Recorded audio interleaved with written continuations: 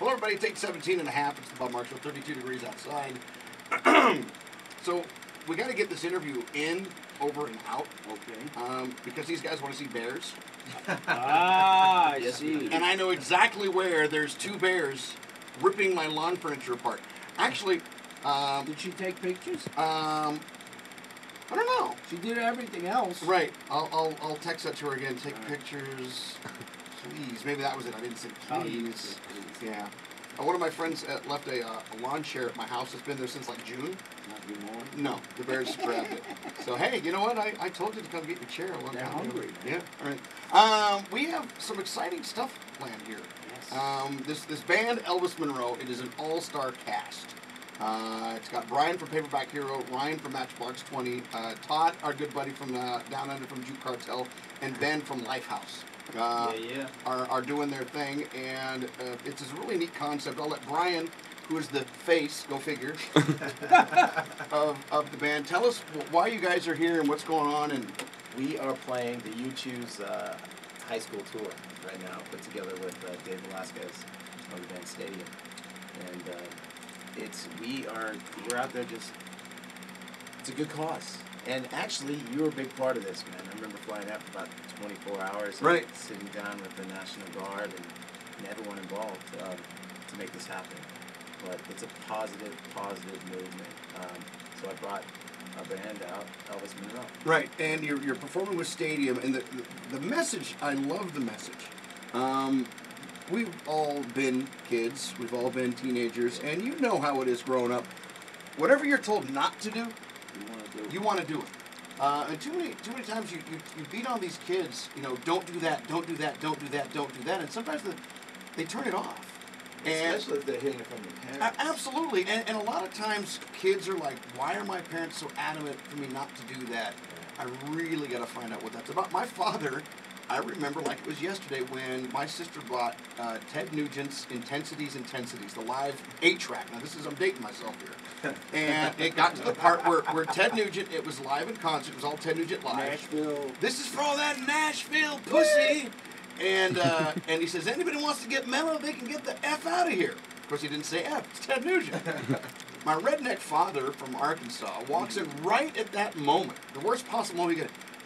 His face turns beet red, and he grabs the 8-track out of the stereo, which was on top of the refrigerator, threw it to the ground, and stomped it with his cowboy boots. And as he was stomping it, I thought to myself, what is this rock and roll?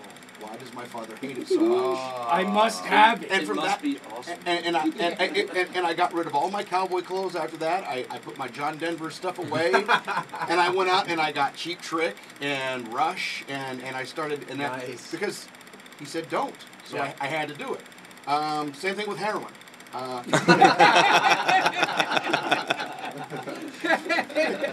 But the You Choose, now correct me if I'm wrong, but the message is basically, hey, if you want to drink, it's your choice. If you want to do drugs, it's your choice. But if you choose that, here are some things that can happen. Right. Right? That you get to see all aspects. You get to, at the show, you're seeing people who went through the worst of the worst. And then you're seeing guys like ourselves who are leading by example. Right. Let me talk to Dave Velasquez here from Stadium. Your uncle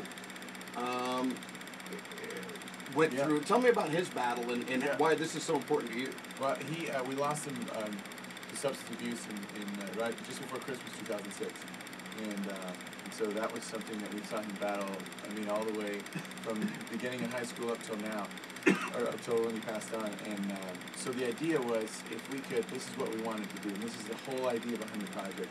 When it finally all ended for him out in the valley, it was a murder-suicide in Nancy Valley. So Channel 2 News came out and did a story about it, and we thought if we could take that news story, jump in a time machine, and go back in time, and show that news story to him. Hey, if you make this decision, this is how it all ends. Right. This is where your life ends if you decide to do this. If you make that choice. Yep. This is where it's going. Right. And we don't say anything. We jump back in that time machine, come back here. I guarantee he'd still be alive today because he would have known what would happen. Right. When I was 7, I saw firsthand. I witnessed my best friend Jackie, who lived right next door to me. His father was an alcoholic, and we were outside playing. I'll never forget it. And and the car, he drove his car up on the sidewalk, crashed it across the street. My father and our other neighbor dragged him out of the car, brought him in the house, and he died right there. Wow. And it was just, and that guy was one of the most creative people. He used to build like ships out of stuff. He'd find like little cardboard boxes and planes. He'd build planes and fly them.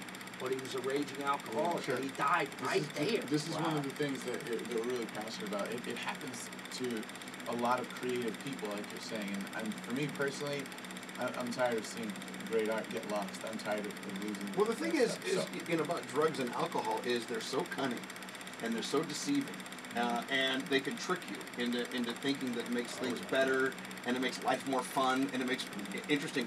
Once you become addicted, you're effed. Yeah. And unless you can afford, tens of thousands of dollars of treatment, and even that. I mean, you look at the last year at these people that were all on Dr. Drew's, celebrity rehab, that all died. That got the best care money could buy, and it didn't work. Once you get yourself psychologically and physically addicted to these things, here's the thing. You will never, ever, ever become a drug addict if you never, ever do drugs. It's cool, yeah. And I know it sounds so simple, but it's true. And I think it's a really important message. And plus the fact that you guys are rock stars, and you're not preaching to these kids because they just turn that stuff off. That was a piece I wanted to talk about. We don't ever want to come in and say, like, don't do something. We don't want to give them a command because it turns the brain off. We want to give them information and spark that conversation in their own head, that self-talk. So that's what we're about. So we come in, we show them the short documentary of my uncle's life, and we have 10 recovered addicts that come from the Kwhl house, been nice enough to provide for us. They walk across the stage and they give a 10-second, just quick little interview about their life. Hi, my name is, fill in the blank. Right. At 14, I started, doing all kinds of drugs. By 16, I had a needle in my arm. The last 14 years of my life, I've been in jail and rehab. Walk across the stage. Next one's a girl. She's 22, 23, something like that. So when 10 of these kids walk across the stage, you start to get the idea, and it's super emotional. Let me just say this, that it's cool to say no. It really is. To go to a party and be that kid that says, you know what, I'm good.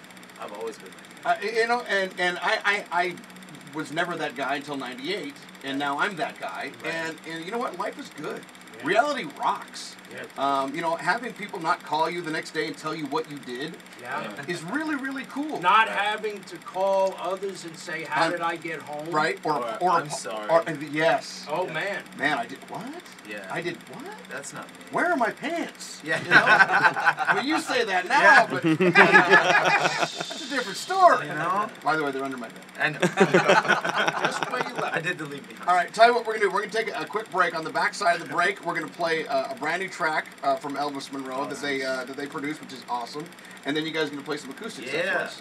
Sure. All right, we got some rock stars here, man. Brian, Ryan, Todd, and Ben are here, as well as Ben and Dave from Stadium. It is a full house, and today they'll be performing at South High, which is very close to my heart because my son goes there, and it'll be very, very cool. And we'll tell you what other high schools they're playing at coming up next on the Bob and Mark radio program, 826, 32 degrees. We've been here. We'll be here. That's it.